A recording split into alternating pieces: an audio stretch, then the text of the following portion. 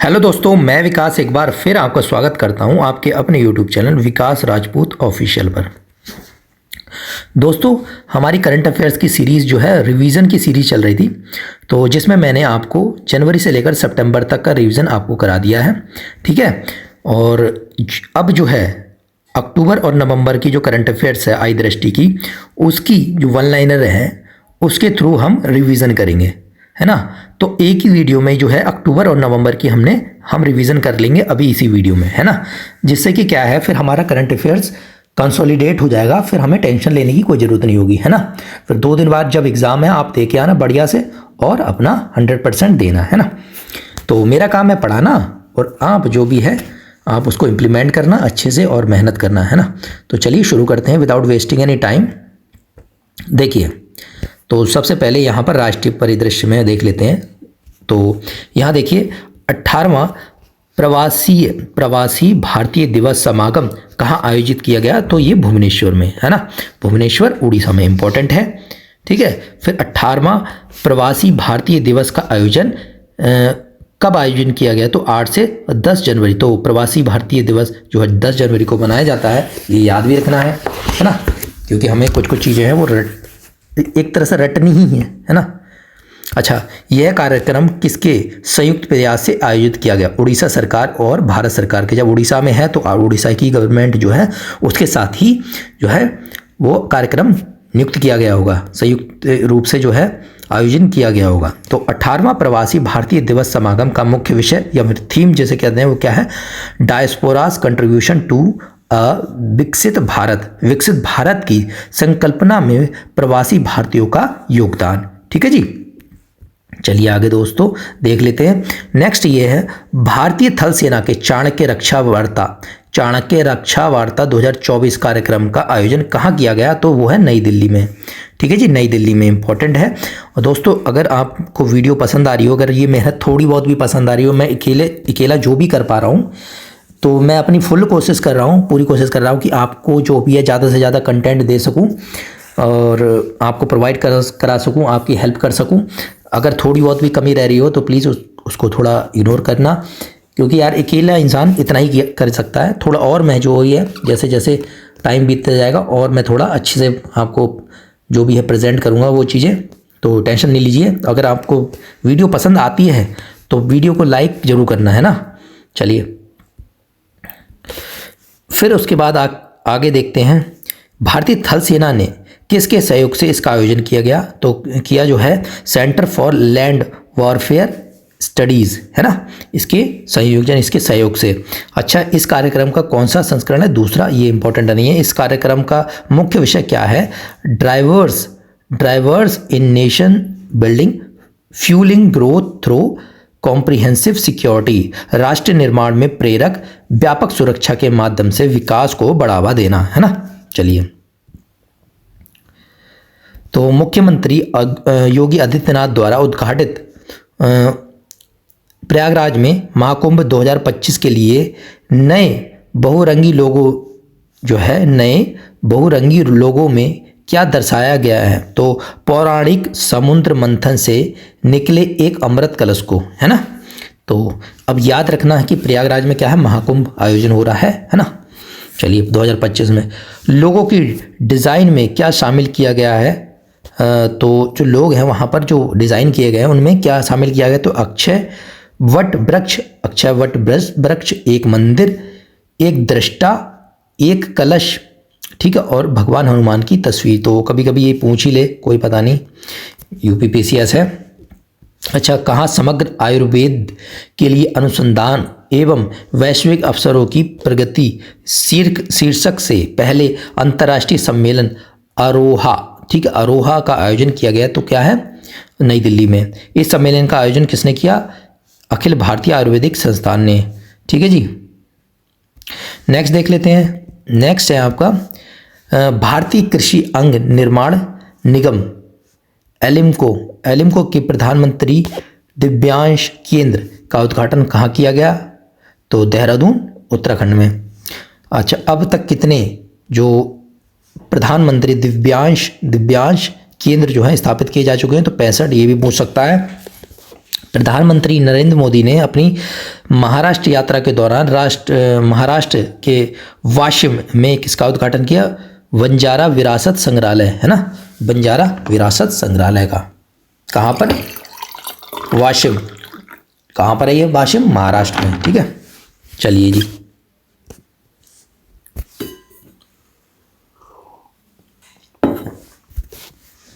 चलिए, बंजारा विरासत संग्रहालय किस समुदाय की समृद्ध विरासत और आंदोलन को प्रदर्शित करता है? तो है बंजारा समुदाय को, है ना।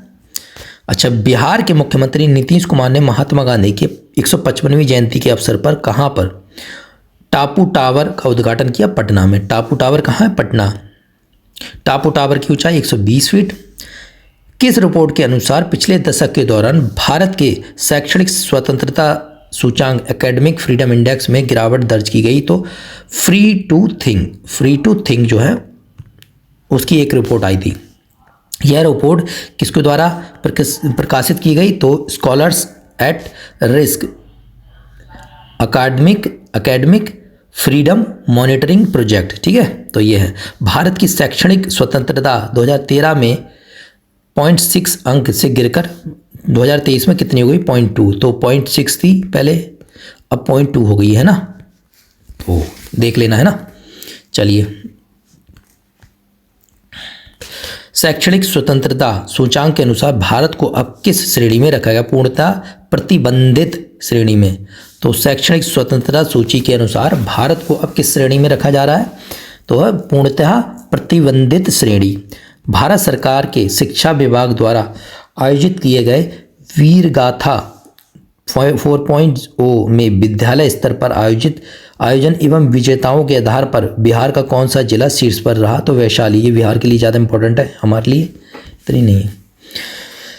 राष्ट्रीय स्तर पर वैशाली जिले का कौन सा स्थान है? तो नवा। अच्छा, बिहार का कौन सा जो राज्य है द्वितीय स्थान पर है? पटना। ये इंपॉर्टेंट नहीं है, ये भी इंपॉर्टेंट नहीं है, ये भी इंपॉर्टेंट नहीं है। अच्छा, वीर गाथा प्रोजेक्ट 4.0 क्या है? ये इंपॉर्टेंट हो सकता है। स्कूली छात्रों को वीरता पुरस्कार विजेताओं की बहादुरी के कार्यों एवं उनकी प्रेरक कहानियों से परिचित कराना। तो वीरता पुरस्कार ये है, जो स्कूल में जो वीरता पुरस्कार जो जीतने वाले बहादुर हैं उनकी गाथाओं को सुनाना, उनकी कहानियों को सुनाना, है ना। ये केंद्रीय रक्षा मंत्रालय ने किसके सहयोग से वर्ष 2024-25 के दौरान वीर गाथा प्रोजेक्ट का लॉन्च किया? तो केंद्रीय शिक्षा मंत्रालय के।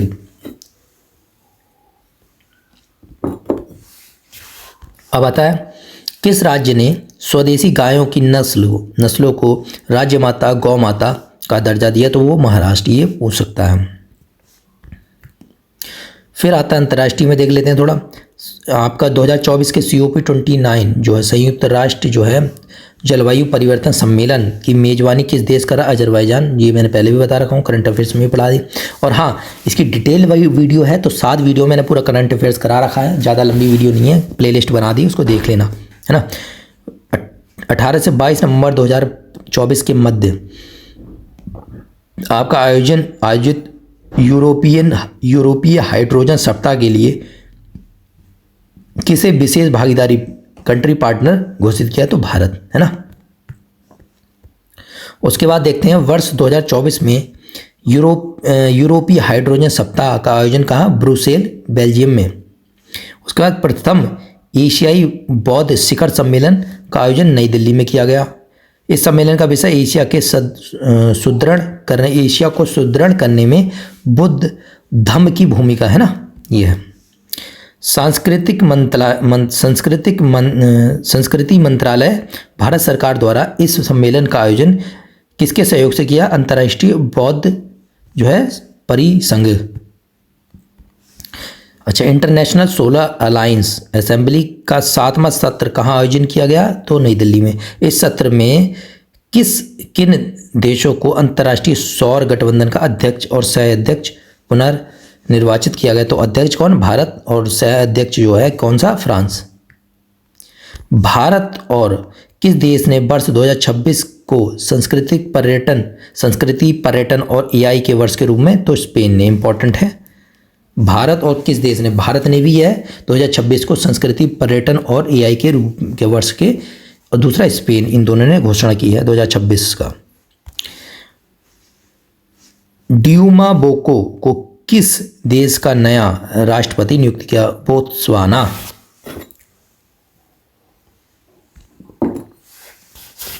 अच्छा, लुओंग कुओंग को किस देश का नया राष्ट्रपति नियुक्त किया? तो वियतनाम। केंद्रीय मंत्री पीयूष गोयल ने किस देश के भारतीय दूतावास में एक जिला एक उत्पाद जो है दीवार का उद्घाटन किया? सऊदी अरब के रियाद में, है ना।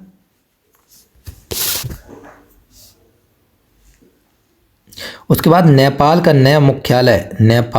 नया मुख्य न्यायाधीश किसे बनाया गया? तो प्रकाश मान सिंह राउत। जैव विविधता पर अभी समय के पक्षकारों के सम्मेलन की 16वीं बैठक, ठीक है, CBD COP16 का संपन्न हुई, कहाँ संपन्न हुई? काली कोलंबिया, ठीक है, काली कोलंबिया में। उसके बाद देखते हैं CBD, ठीक है, जैव विविधता पर अभी समय, ठीक है, इसे बोलते हैं कन्वेंशन ऑन बायोडाइवर्सिटी। COP16 कहाँ पर हुई थी? काली जो है कोलंबिया में। और इसका थीम क्या थी? प्रकृति के साथ शांति, peace with nature. Conference of आपका CBD जो है 16 जो है COP16 में भारत के पर्यावरण, वन एवं जलवायु परिवर्तन राज्य मंत्री कीर्तिवर्धन सिंह ने किस योजना का आयोजन किया? तो राष्ट्रीय जैव विविधता रणनीति और कार्य योजना। वर्ष 2026 में इस सम्मेलन CBD convention on biodiversity COP17 की मेज़बानी जो है कौन कर रहा है? आर्मेनिया। तो इम्पॉर्टेंट है, पहले 16 कौन कर रहा है? किसने की है? काली कोलंबिया, हैं, कोलंबिया में। और अब कौन कर रहा है? आर्मेनिया। जो 26 वाला अगले साल जो है वो करेगा 2026 में, जो करेगा कौन करेगा? आपका आर्मेनिया।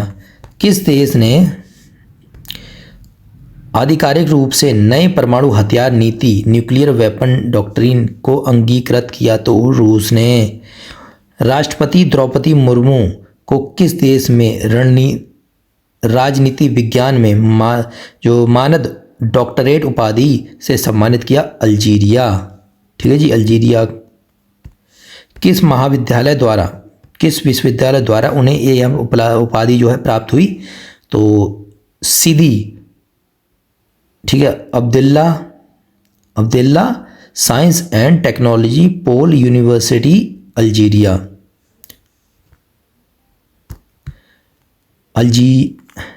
अल्जीयर्स, है ना। अब आ जाते हैं नेक्स्ट। तो राष्ट्रपति मुर्मू, ठीक है, किन 3 अफ्रीकी देशों की यात्रा करने वाली पहली भारतीय राष्ट्रपति बनी? तो अल्जीरिया, मॉरिटानिया, ठीक है, और मलावी, ठीक है, ये 3 जो कंट्रीज थी।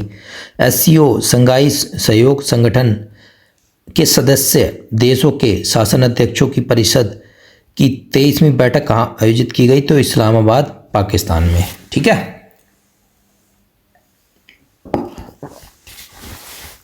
नेक्स्ट देख लेते हैं। यह बैठक किसकी अध्यक्षता में आयोजित की गई? शहबाज शरीफ, पाकिस्तान के जो प्रधानमंत्री हैं उनकी। इसमें भारत की तरफ से किसने भाग लिया? S जयशंकर, जो कि आपने देख रखी होगी बहुत सारी वीडियोस। SCO के सदस्य देशों की शासन अध्यक्षों की परिषद की 24वीं बैठक कहाँ आयोजित की गई? तो रूस में, SCO की सदस्यों की। उत्तरी अटलांटिक, ठीक है, संधि नाटो के नए महासचिव का पदभार किसने ग्रहण किया? Mark Rutte. किसने? मार्क रूटे ने। मार्क रूटे किस देश के पूर्व प्रधानमंत्री हैं? नीदरलैंड के। किस देश ने चागोस जो है द्वीप समूह की संप्रभुता मॉरिशस को सौंपने का फैसला लिया यूके। चागोस जो है द्वीप समूह है, उनकी संप्रभुता जो है मॉरिशस को सौंपने का फैसला लिया है।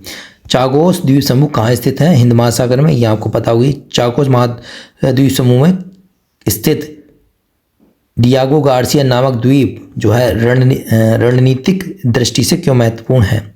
संयुक्त आपका यूके और यूएसए सैन्य अड्डे के जो है कि स्थित होने के कारण, है ना, क्योंकि वहाँ पर यूएसए और यूके के सैन्य अड्डे हैं, है ना, बस इतना है हमें पता होना चाहिए। नेपाल और भारत ने किस देश की बिजली निर्यात के लिए एक त्रिपक्षीय समझौता जो है वो पर हस्ताक्षर किया? तो बांग्लादेश। समझौते के तहत नेपाल बांग्लादेश को कितने मेगावाट का तक का बिजली निर्यात करेगा? तो 40 मेगावाट। अच्छा, यहाँ पर है। उसके बाद है इसके लिए किस देश की विद्युत ग्रिड का प्रयोग होगा? तो भारत का। भारतीय ग्रिड के माध्यम से नेपाल से जो है बांग्लादेश तक विद्युत आपूर्ति का उद्घाटन कब हुआ, कब किया गया? तो 15 नवंबर 2024 को। अच्छा, कौन अंतर्राष्ट्रीय चिकित्सीय उपकरण, ठीक है, नियामक मंच international medical device regulators forum का संबंध सदस्य एफिलिएट जो मेंबर है बना? कौन सा? वो बना आपका केंद्रीय औषध मानक नियंत्रण संगठन CDSCO। मालदीव के राष्ट्रपति मोहम्मद मुइजू की भारत यात्रा पर भारत और मालदीव के बीच हस्ताक्षरित मुद्रा विनिमय जो है समझौते के 2 तत्व कौन से हैं? तो एक है $400 मिलियन की सुविधा और मालदीव को अगर अलग से 30 बिलियन रुपए की सुविधा, है ना, ये चीज़ है। मालदीव में किस कार्ड को लॉन्च किया? तो रुपए कार्ड को भी लॉन्च किया है। प्रधानमंत्री नरेंद्र मोदी और मालदीव के राष्ट्रपति मोहम्मद मुइजू ने वर्चुअली किस अंतर्राष्ट्रीय हवाई अड्डे के लिए रनवे का उद्घाटन किया? हनी माधु अंतर्राष्ट्रीय हवाई अड्डा जो है मालदीव में है वो। भारत ने मालदीव में कहां पर वाणिज्य दूतावास खोलने का फैसला लिया? अड्डू शहर। मालदीव भारत में कहां पर अपना वाणिज्य दूतावास खोलेगा? बेंगलुरु में। फिजी गणराज्य जो है फिजी ने अपने सर्वोच्च नागरिक पुरस्कार honorary officer of the order of Fiji से किसे सम्मानित किया? तो श्री रविशंकर को। तो फिजी ने अपने जो सर्वोच्च नागरिक सम्मान है honorary officer of the order of the Fiji जो है वो किसको दिया? श्री रविशंकर जी को, है ना। उसके बाद हाल ही में टाइफून कांगरे, ठीक है, टाइफून कांगरे जो है वो ने प्रमुख रूप से किस देश को प्रभावित किया? तो ताइवान को। किस देश ने संयुक्त राष्ट्र महासचिव एटोनियो जो है गुटरेस को अस्वीकार्य घोषित किया एवं उनका जो अपने देश में प्रवेश प्रतिबंधित किया? तो इजराइल। ठीक है जी, चलिए 1 मिनट रुकिएगा। चलिए मैक्सिको, ये ज़्यादा इम्पोर्टेंट नहीं है ये, ठीक है, यहाँ इम्पोर्टेंट। मैक्सिको की पहली महिला राष्ट्रपति के रूप में किसने शपथ ली? तो क्या है? क्लौडिया शीनबाउम मैक्सिको की जो है राष्ट्रपति, महिला राष्ट्रपति हैं पहली। अच्छा, उसके बाद आता है आपका ताए अत्स्के किस देश के राष्ट्रपति बने? तो इथोपिया के। फिर उसके बाद आता है आपका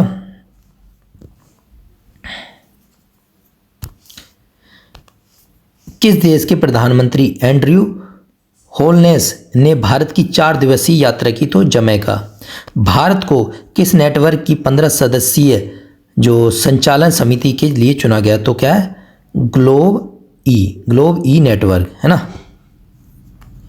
ग्लोब ई नेटवर्क किससे संबंधित है? भ्रष्टाचार से निपटने से।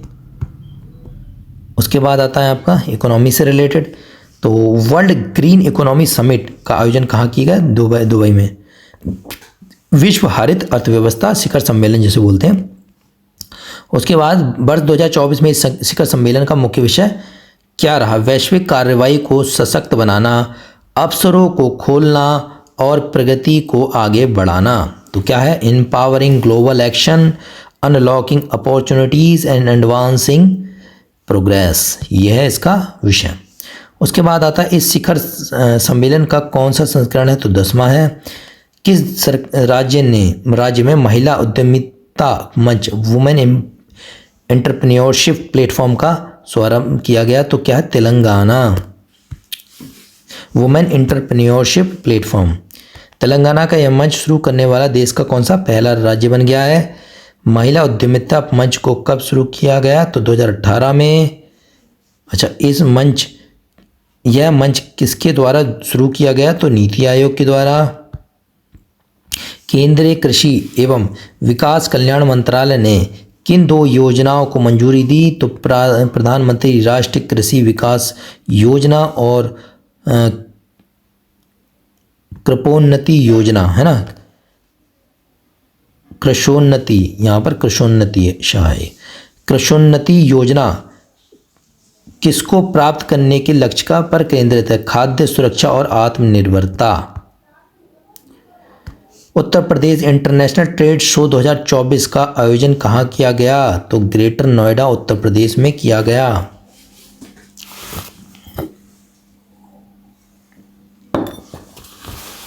इम्पॉर्टेंट है। यह शो का कौन सा संस्करण है? ये दूसरा है।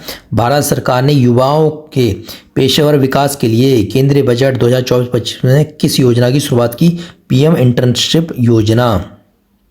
इस योजना के तहत जो है, तो योजना के तहत अगले 5 वर्षों की अवधि में कितने युवाओं को इंटर्नशिप के अवसर प्रदान होंगे? तो 1 करोड़ युवाओं को इंटर्नशिप के अवसर किन कंपनियों में प्रदान किए जाएंगे? भारत की शीर्ष 500 कंपनियों में। ठीक है, फिर साइंस से रिलेटेड आ जाते हैं। किस हवाई अड्डे पर भारत की पहली हवाई अड्डा आधारित स्वच्छ संचालित आंतरिक वायु गुणवत्ता निगरानी प्रणाली का अनावरण किया गया? तिरुवनंतपुरम जो है अंतर्राष्ट्रीय हवाई अड्डा केरल में। इम्पॉर्टेंट है। भारत का दूसरा सबसे बड़ा तितली आवास कौन बन गया है? तो काजीरंगा नेशनल पार्क जो है असम में वो बन गया है। इसमें तितली की कुल कितनी प्रजातियां? 446। देश का सबसे बड़ा तितली का आवास कौन है? ठीक है, नामदफा जो है राष्ट्रीय उद्यान अरुणाचल प्रदेश में है, वो नामदफा राष्ट्रीय उद्यान नेशनल पार्क अरुणाचल प्रदेश।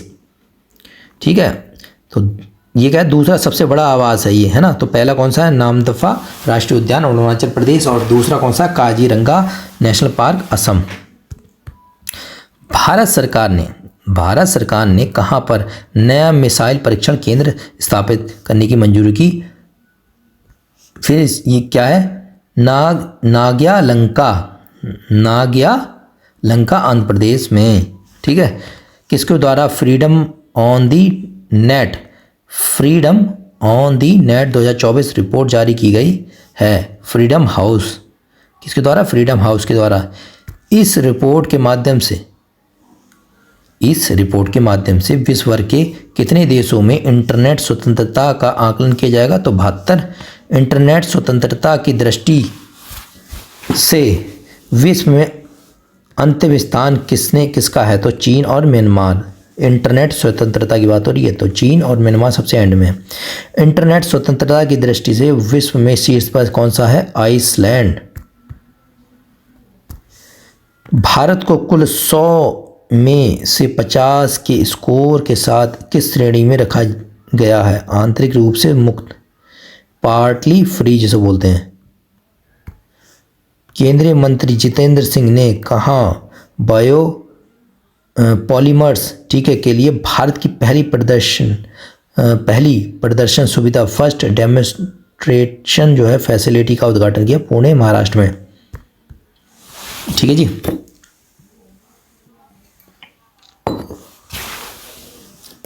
यह सुविधा किसके जो है उत्पादन पर केंद्रित है।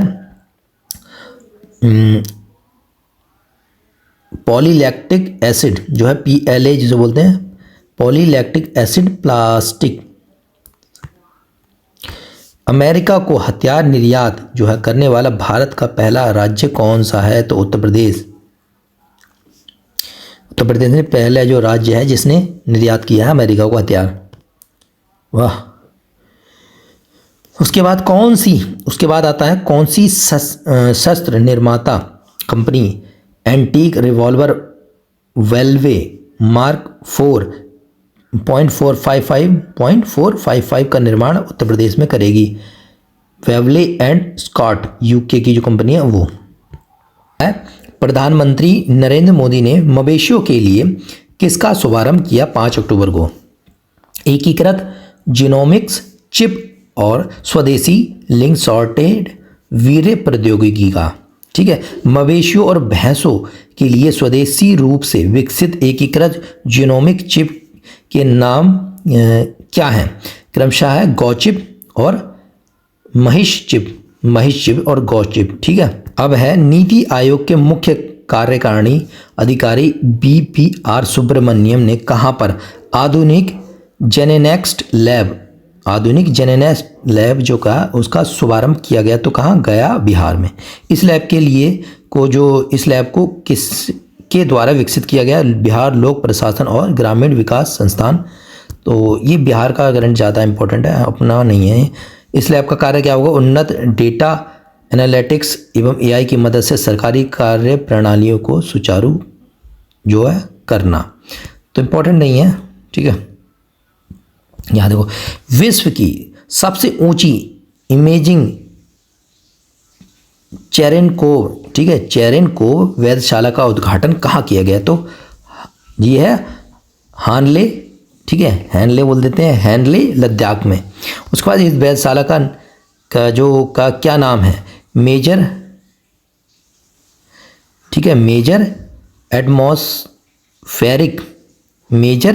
Atmospheric Cherenkov experiment. ठीक है, मेस जिसे बोलते हैं वेधशाला क्या है? मेजर, ठीक है, ये मेजर SA में मेजर जिसे बोलते हैं, माइनर मेजर बोलते हैं ना, मेजर एटमॉस्फेरिक। ठीक है, एटमॉस्फेरिक। उसके बाद चेरेनकोव एक्सपेरिमेंट। ठीक है, ये है वेधशाला जो है इसका नाम है, याद रखना। इसकी ऊंचाई कितनी ऊंचाई पर स्थित है? लगभग 4300 मीटर। इस वेधशाला का उद्घाटन किसके द्वारा किया गया? किसने किया? तो अजीत कुमार मोहंती जो है अध्यक्ष, परमाणु ऊर्जा आयोग के जो अध्यक्ष हैं। इस वेधशाला का कार्य क्या है? तो क्या कार्य है? उच्च ऊर्जा की गामा किरणों का अवलोकन करना। तो गामा जो है रेज है उसका क्या करना है? अवलोकन करना है। उसके बाद एशिया की सबसे बड़ी इमेजिंग चेरेनकोव वेधशाला कौन है? तो मेस वेधशाला, ये अभी बताई, वो है।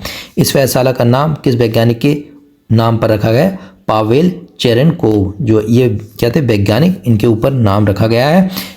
किस संक्रामक रोग के लिए आपातकालीन उपयोग हेतु पहले नैदानिक परीक्षण को मंजूरी दी गई? एमपॉक्स। ठीक है जी, एमपॉक्स। उसके बाद यह मंजूरी किसने दी? WHO ने। विश्व की पहली सरकार द्वारा वित्त पोषित किस मल्टी मॉडल, ठीक है, लार्ज लैंग्वेज मॉडल पहल का शुभारंभ किया गया? तो भारत जैन, क्या नाम है? भारत जैन।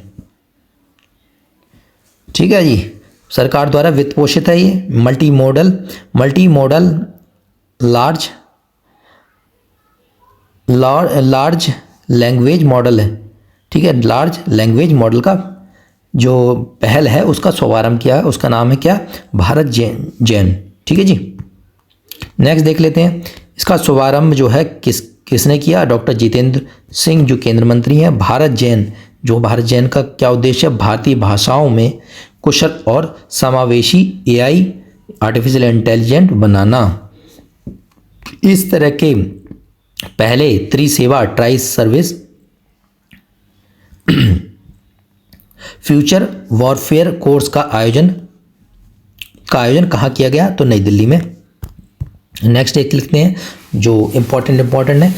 नेक्स्ट क्या है, भारतीय फिल्म और टेलीविज़न संस्थान फिटी के किस विद्यार्थी द्वारा निर्देशित फिल्म को ऑस्कर पुरस्कार 2025 के लिए लाइव एक्शन लघु फिल्म श्रेणी में नामांकित किया गया? चिदानंद एस नायक। ठीक है, किस फिल्म को ऑस्कर पुरस्कार 2025 हेतु लाइव एक्शन लघु फिल्म श्रेणी के लिए नामांकित किया गया? The sunflowers for the first ones to know. क्या है? द सनफ्लावर्स, ठीक है, the sunflowers for the first one to know. ठीक है, अगर यहाँ पर ये इंग्लिश में ही लिखा होता तो कितना सही रहता। इंग्लिश और हिंदी दोनों में लिखा होना चाहिए जिससे कि आने वाले को समझ में ज़्यादा याद रहे। चलिए कोई बात नहीं। Sunflowers for the first ones to know film किस भाषा का? कन्नड़ भाषा में है। Sunflowers for the first ones to know ने कांस फिल्म महोत्सव 2024 में कौन सा पुरस्कार जीता? उसका नाम है ला सिनेफ सिलेक्शन में फर्स्ट प्राइज। क्या नाम है? ला सिनेफ सिलेक्शन में first prize. Speaking with nature, ठीक है, स्पीकिंग विद नेचर क्या पुस्तक है? किसने लिखी? रामचंद्र गुहा। तो इंपॉर्टेंट है स्पीकिंग विद नेचर, इतना याद रखना। उसके बाद है द कोर्स ऑफ 1984। कॉर्स, ठीक है, the courts of 1984। The untold unheard story of Sikh women पुस्तक की लेखिका कौन है? सनम सुतीरत जो है वजीर। क्या नाम है? सनम सुतीरत वजीर। इंपॉर्टेंट है, आ सकता है। लव अक्रॉस बॉर्डर्स पुस्तक की लेखिका कौन है? तो अन्ना लेकास मिलर। क्या नाम है? अन्ना लेकास मिलर। तो यहीं पर याद रख लो, याद करते चलो।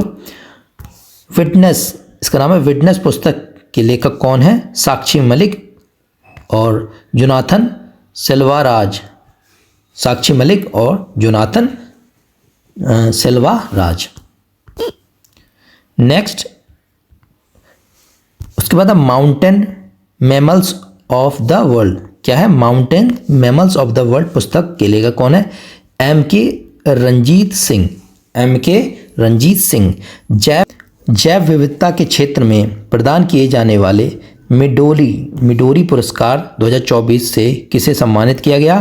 तो है वेरा वोरोनोवा। ठीक है, वेरा वोरोनोवा जो है कजाकिस्तान के हैं। येसावेल ऑगस्टिना कल्डेरोल कार्लोस ये पेरू के हैं। ठीक है, येसावेल याद रखो बस। तो मिडोरी पुरस्कार है ना। उसके बाद कौन सशस्त्र सेना चिकित्सा सेवा आर्म फोर्सेस मेडिकल सर्विसेज की महानिर्देशक का पदभार संभालने वाली पहली महिला बनी है? जो तो इनका नाम एडमिरल आरती सरीन है ना, आरती सरीन। 2022 के लिए Dada Saheb Phalke life time achievement पुरस्कार किसे प्रदान किया गया? तो मिथुन चक्रवर्ती जो कि अभिनेता है, तो जानते हैं, वेल नोन। तो क्या है? Dada Saheb Phalke life time achievement पुरस्कार जो है मिथुन चक्रवर्ती को। अच्छा, किसने फेमिना मिस इंडिया 2024 का खिताब जीता? निकिता पोरवाल। तो मिस फेमिना मिस इंडिया जो है निकिता पोरवाल। अच्छा, किसको वर्ष 2024 के पैट्रिक जे मैकवर्न पुरस्कार, पैट्रिक जे मैकगोवर्न जो है मैकगोवर्न अवार्ड के तहत India life time achievement award से सम्मानित किया गया? नारायण मूर्ति इन्फोसिस के संस्थापक हैं उनको। तो अब आता है किस भारतीय कलाकार को लंदन में विक्टोरिया और एल्बर्ट संग्रहालय के V&A इलस्ट्रेशन पुरस्कार में उभरते चित्रकार श्रेणी यानी कि इमर्जिंग इलस्ट्रेटर कैटेगरी में विजेता घोषित किया गया, तो ये है अदिति आनंद, है ना। चलिए अब आ जाता है, यहाँ पर आपको देखना है वर्ष 2024, ठीक है, का शास्त्र रामानुजन पुरस्कार 2024 किसे प्रदान किया करने की घोषणा की गई। तो शास्त्र जो है रामानुजन पुरस्कार, है ना, Alexander Dunn, Georgia Institute of Technology America, है ना, अलेक्जेंडर डुन, तो इम्पॉर्टेंट है। उसके बाद है शास्त्र जो है रामानुजन पुरस्कार किस क्षेत्र में दिया जाता है, तो आधुनिक गणित में योगदान के लिए, है ना। उसके बाद देख लेते हैं, तो भारतीय क्या है, भारतीय वायुसेना के नए अध्यक्ष कौन बने हैं, air chief marshal Amarpreet Singh, है ना। चलिए नेक्स्ट देख लेते हैं, वर्ष 2025 के ऑस्कर पुरस्कार में सर्वश्रेष्ठ अंतर्राष्ट्रीय फीचर फिल्म श्रेणी में भारत की आधिकारिक प्रेस्टीज के रूप में किस फिल्म को नामित किया गया, तो है लापता लेडीज, जो कि ऑस्कर के लिए नामित की गई है एक तरह से। इस फिल्म की निर्देशक कौन है, किरण राव। अब आ जाते हैं खेल पे, खेल में देख लेते हैं महिला जो एशियाई चैंपियंस ट्रॉफी हॉकी प्रतियोगिता 2024 का आयोजन किया, जिसका लोगो और शुभांकर जो का अनावरण किसने किया, तो है नीतीश कुमार ने। इस प्रतियोगिता के शुभारंभ जो है, शुभांकर का नाम क्या था, गुड़िया। शुभांकर का नाम क्या था, गुड़िया, याद रखना। गुड़िया किससे प्रेरित है, तो बिहार के राज्य के पक्षी है गौरैया स्पैरो, उससे। और इस टूर्नामेंट का आयोजन कहाँ किया गया, तो राजगीर बिहार में, याद रखना, इंपॉर्टेंट आ सकता है। इस प्रतियोगिता का विजेता कौन थी, भारत। और अब आता है 45वें FIDE फाइड शतरंज ओलंपियाड का आयोजन कहाँ किया गया, तो यह है बुडापेस्ट हंगरी, वहाँ पर। इस ओलंपियाड में ओपन वर्ग और महिला वर्ग की प्रतियोगिताओं में कौन विजेता बना, तो भारत। वर्ष 2026 के राष्ट्रमंडल खेलों का आयोजन कहाँ किया गया, तो ग्लासगो स्कॉटलैंड में, है ना। तो यहाँ पर हमारा हो जाता है करंट अफेयर्स जो है समाप्त। अब आपको क्या है, देखिए कौन सा करंट अफेयर्स क्या है, आपका करंट अफेयर्स मैंने जनवरी से लेकर नवंबर तक का करंट अफेयर्स कंप्लीट करा दिया है। इसकी वीडियोस भी डाल दी हैं, लॉन्ग वीडियो भी हैं, और अब मैंने रिवीजन वाली वीडियो भी डाल दी है। रिवीजन वाली भी आपकी पहले जनवरी से लेकर सितंबर तक का करंट अफेयर्स हो गया था रिवीजन, अब अक्टूबर और नवंबर का भी आपका करा दिया मैंने करंट अफेयर्स रिवीजन एक ही वीडियो में, है ना। तो अब आपको करना क्या है, बस इसको एक बार दो बार और 1.5x और 2x की स्पीड में देख लेनी है सब वीडियो, और आपकी करंट अफेयर्स रेडी है ना। और अच्छे से दे के आइए फिर अब, है ना, बस इतना ही है। तो आई होप आपको ये वीडियो पसंद आ रही होंगी, और इतना सारा प्यार देने के लिए बहुत बहुत धन्यवाद एक बार फिर। ऐसे ही मैं भी अपनी तरफ से फुल कोशिश कर रहा हूँ कि आपको अपनी तरफ से फुल दे सकूँ, जो भी कंटेंट हो अच्छे से अच्छा बेस्ट कंटेंट आपको फ्री प्रोवाइड किया जाए।